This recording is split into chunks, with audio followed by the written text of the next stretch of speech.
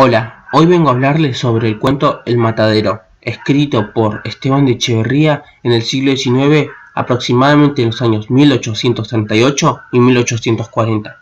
Pero este fue publicado después de 20 años de la muerte del autor. Para ponernos en contexto, hay que entender que en aquel entonces las Provincias Unidas del Río de la Plata se encontraban divididas por dos tipos de ideología, los federales y los unitarios. Los federales querían que cada provincia tenga el poder de ejecutar decisiones sobre cada territorio, y los unitarios querían concentrar el poder en una zona, específicamente Buenos Aires. Principalmente el cuento quería informar a la sociedad de aquel entonces cuáles eran las pésimas condiciones de vida en las que vivían, la tiranía y corrupción que el propio restaurador Rosas mantenía en el pueblo argentino. Pero por miedo a pagarlo con su propia vida, Esteban de Echeverría no publicó el libro. Una vez poniéndonos en contexto, empecemos con el cuento. Todo empieza en una época de una Buenos Aires en Cuaresma. En aquel entonces la Iglesia aún tomaba decisiones sobre el Estado, y el Estado, católico por cierto, avalaba las decisiones que la propia Iglesia le imponía. Durante 15 días el consumo de la carne estuvo y por las fuertes lluvias también era difícil que entre ganado al matadero. Por ende, no hubo carne en esos 15 días. La gente no podía comer y tenía hambre. El precio de los productos que ya había, como el pollo y los huevos, aumentaron considerablemente.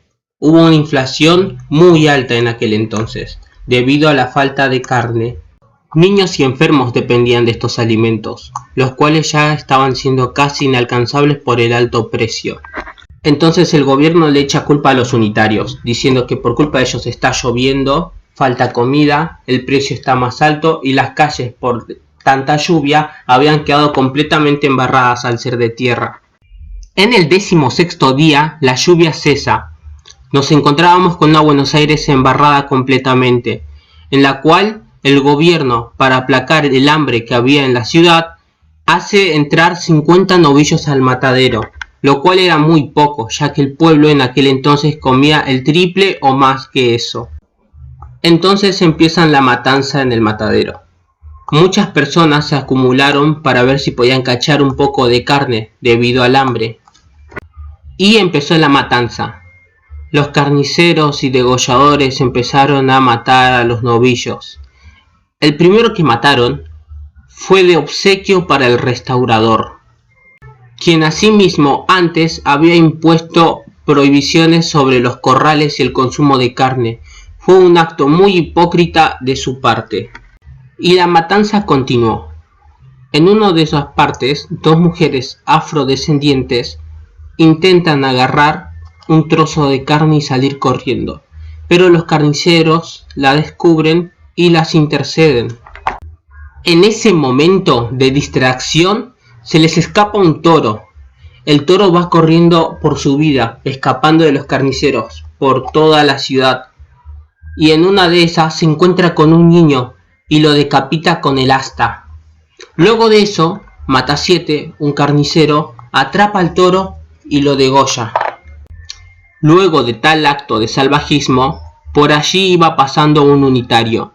Matasiete se da cuenta de esto y grita: «¡Miren! Ahí viene un unitario». Todas las personas que estaban ahí con el fin de agarrar un poco de carne voltean la cabeza a ver al unitario.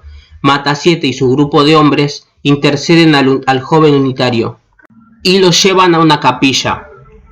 Primero le afeitan la barba. La barba era con lo cual los unitarios se definían o diferenciaban de los federales. Luego de algunas palabras cruzadas entre Matasiete y el joven unitario, deciden ponerlo sobre la mesa para así abusar de él. Lo empiezan a desnudar y el joven, con la poca fuerza que tenía, gritaba: «Primero degollarme antes que desvestirme, primero degollarme antes que desvestirme». En una parte, con lo último que tenía de fuerza, el joven unitario logra ponerse de pie, pero luego desvalece por la poca fuerza que él mismo tenía, diciendo: «Primero degollarme antes que desvestirme», por última vez, escupiendo un torrente de sangre por la boca y la nariz. El joven había reventado de rabia. Luego de la muerte del joven, el grupo de Mata-7 sale de la capilla y lo dejan ahí. Fin. La Mazorca era un grupo de personas fieles a los ideales de Rosas que perseguían, mataban o castigaban a los unitarios. El cuento nos deja con una imagen dura sobre el gobierno de Rosas en aquel entonces, debido a que para actuar sobre la gente requería a grupos guerrilleros que perseguían y mataban gente. Asimismo, sus actos de hipocresía hacían mal no solo su imagen, sino la política de la provincia y de todas las demás.